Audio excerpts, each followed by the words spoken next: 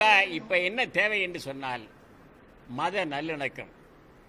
இந்த நாட்டில் இருக்கக்கூடிய அனைத்து மக்களும், செட்டியாரோ ரெட்டியாரோ கோனாரோ முதலியாரோ பிள்ளையோ தாழ்த்தப்பட்டவரோ நாடாரோ நாயுடுவோ வன்னியரோ கவுண்டரோ அல்லது பிள்ளையோ எந்த ஒரு இனமாக இருந்தாலும் சரிதான், அத்தனை பேர் ஆண்டவருடைய பிள்ளைகள் என்பது மாத்திரமல்ல, இந்த உலகத்தில் இருக்கிற 600 கோடி மக்களுக்கும் ஒரே ஒரு இறைவன் தான்.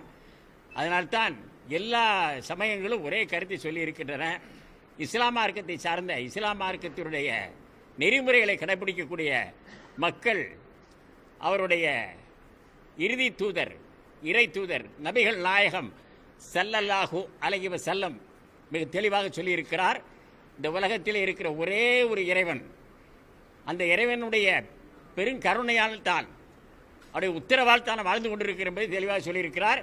பிஸ்மில்லாஹிர் ரஹ்மானிர் ரஹீம், அல்ஹம்துலில்லாஹி ரப்பில் ஆலமீன், அர் ரஹ்மானிர் ரஹீம், மாலிக் யௌமித்தீன், இய்யாக நஅ்புது வ இய்யாக நஸ்தஈன், இஹ்தினா ஸிராத்தல் முஸ்தகீம், ஸிராத்தல் லதீன அன்அம்த அலைஹிம் கைரில் மக்லூபி அலைஹிம் வலல்லாலின், ஆமீன் ஆமீன் ஆமீன் என்று சொல்லியிருக்கிறார்.